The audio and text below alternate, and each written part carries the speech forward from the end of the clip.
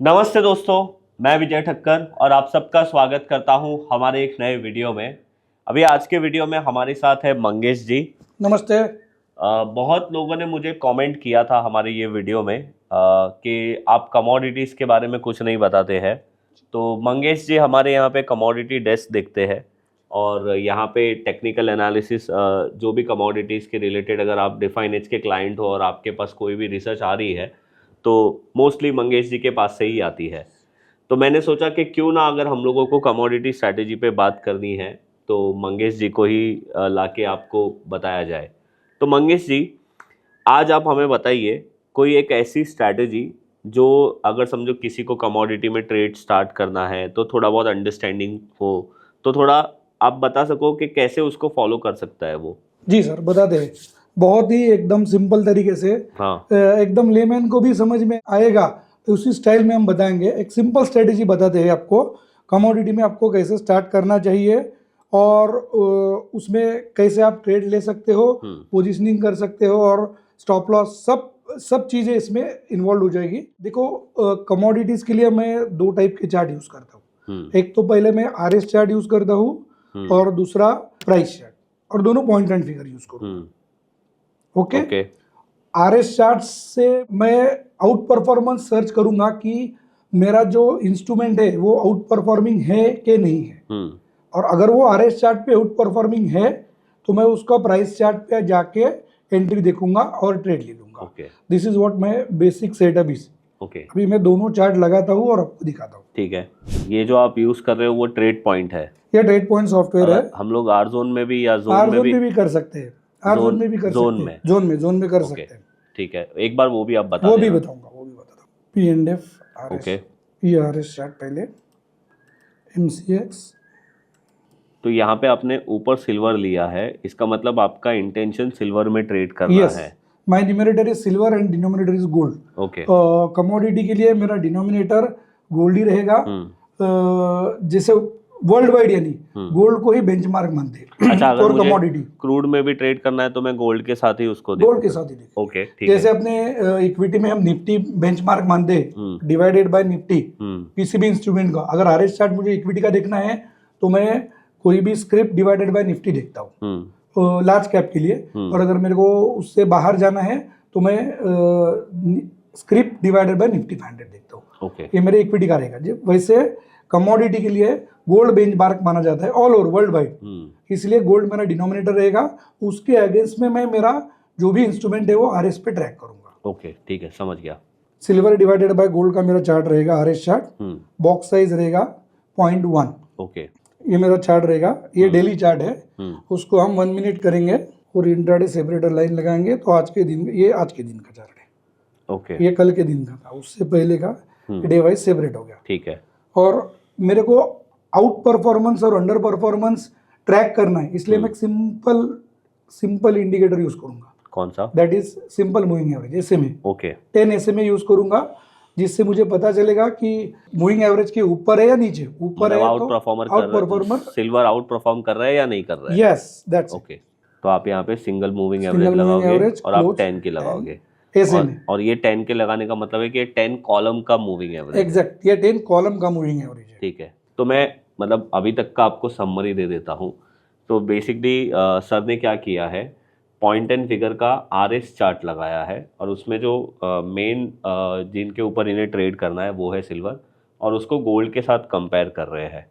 Video में आगे जाने से पहले मैं आप लोगों के साथ एक अपडेट शेयर करना चाहता हूं। अगर आप हैदराबाद से हो तो 25 अप्रैल को हम आ रहे हैं हैदराबाद में मंथन इवेंट के लिए, और वहां पे हम लोग क्या करते हैं, मैं, राजू जी, प्रशांत जी, AP सर, ब्रिजेश जी, सब लोग आपके साथ एक एक स्ट्रैटेजी शेयर करेंगे।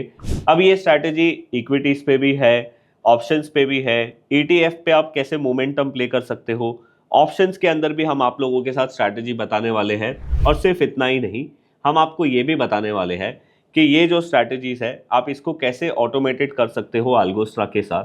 तो अगर आप हैदराबाद से हो तो 25 अप्रैल के लिए आप रजिस्ट्रेशन कर सकते हो, उसकी लिंक मैं नीचे डिस्क्रिप्शन में दूंगा। और चलिए अब जाते हैं हमारे वीडियो पे। और अभी सिल्वर में बाय ट्रेड लेना है या सेल ट्रेड लेना है या फिर कुछ लेना भी नहीं है, इन शॉर्ट ये पता लगाना है कि सिल्वर आउट परफॉर्म कर रहा है कि अंडर परफॉर्म कर रहा है, वो देखने के लिए हमने 10 कॉलम का मूविंग एवरेज लगाया है।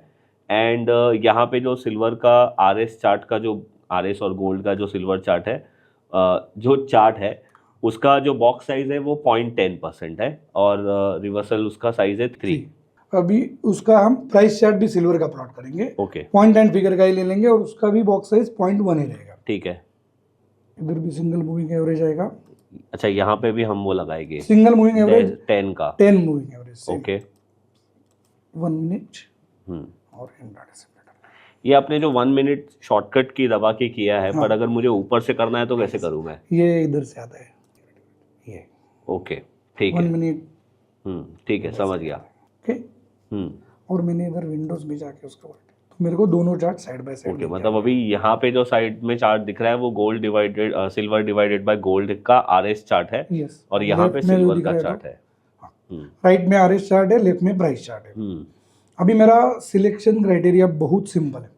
वैसे मेरे को चार्ट देख के ही अभी समझ में आ गया है कि आप आरएस का चार्ट क्यों लगाते हो। जैसे आरएस चार्ट अभी एक साइडवेज में ट्रेड कर रहा है कंटिन्यूसली, तो आप देखोगे तो सिल्वर भी साइडवेज में कोई सिल्वर में कुछ है ही नहीं अभी। बरोबर, लास्ट 2 दिन तो कुछ नहीं।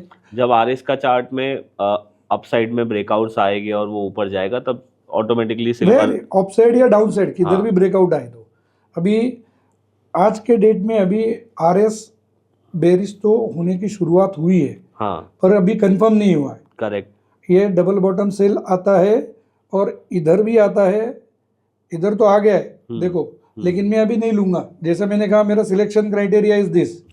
जब तक मेरा आरएस चार्ट पे डबल बॉटम सेल नहीं आएगा तब तक मैं प्राइस चार्ट पे उसको ट्रेड नहीं करूंगा। ओके, तो ये जब यहाँ पे मेरा डबल बॉटम सेल आएगा तो मैं इसको ट्रेड करूंगा। ये अगर उसका मूवमेंट ज्यादा हो गया तो मैं I will wait for column reverse और फॉलो टू ट्रेड, क्योंकि मेरा स्टॉप लॉस भी मुझे अफोर्डेबिलिटी चेक करनी है। करेक्ट। वो अगर अफोर्डेबल नहीं है, लॉन्ग कॉलम ऑफ एक्सचेंज जैसे एंकर कॉलम बन गया ये वाला, तो हम वेट करते हैं कॉलम रिवर्स के लिए और फॉलो थ्रू में ट्रेड करते हैं।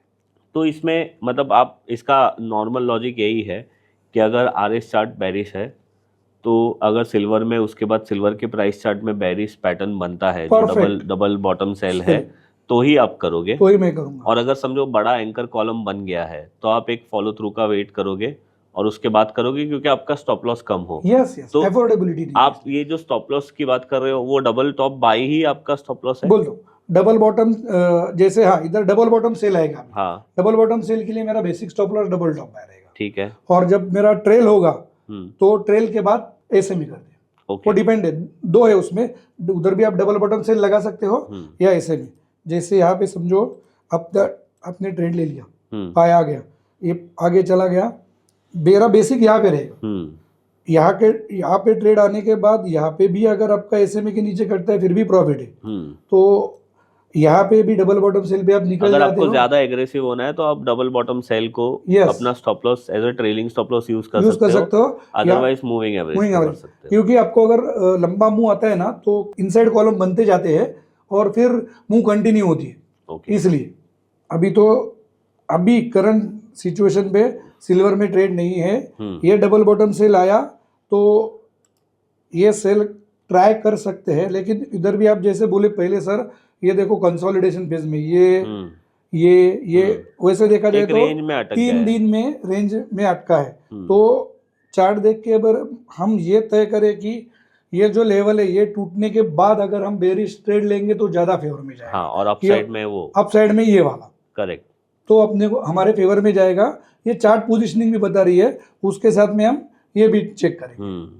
करेक्ट। अभी वैसे ही हम क्रूड ऑयल चेक कर रहे हैं। अच्छा, तो आपने क्रूड ऑयल लगाया ऊपर तो नीचे दोनों चेंज हो गए। वो आरएस चार्ट में भी crude oil versus divide by gold आ गया, वो चेंज होता है ऑटोमेटिक। तो अभी हम पहले आरएस चार्ट देखते हैं। तो आरएस चार्ट में तो क्रूड ऑयल में एक अच्छा मतलब क्रूड ऑयल वहां पे आउट परफॉर्मर बन रहा है, अभी बना है। यस, मॉर्निंग सेशन में अंडर परफॉर्मर था, अभी आउट परफॉर्मर बन रहा है। और अभी कॉलम रिवर्स आया है तो अभी इसका भी फॉलो थ्रू आएगा और प्राइस चार्ट में भी फॉलो थ्रू आएगा।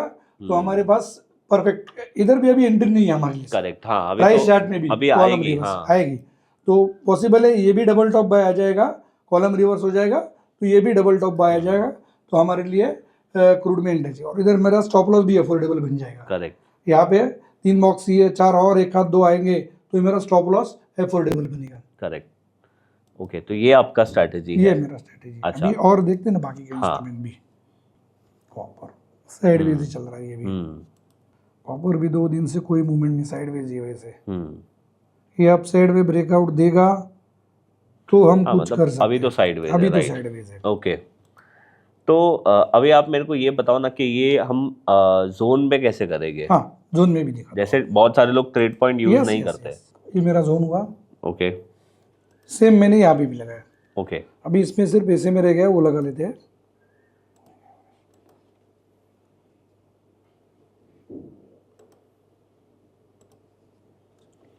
ओके, तो मतलब हम जोन में भी ये कर सकते हैं और यहाँ पे भी कर सकते हैं। Okay Mangesh ji, thank you and I hope आप लोगों को ये स्ट्रैटेजी समझी होगी। अभी शुरू करने के हिसाब से मैंने सोचा कि मंगेश जी को हमने बोला कि कोई एक इजी जो नॉर्मल जो अभी पॉइंट एंड फिगर समझा है वो ये स्ट्रैटेजी को फॉलो कर सके।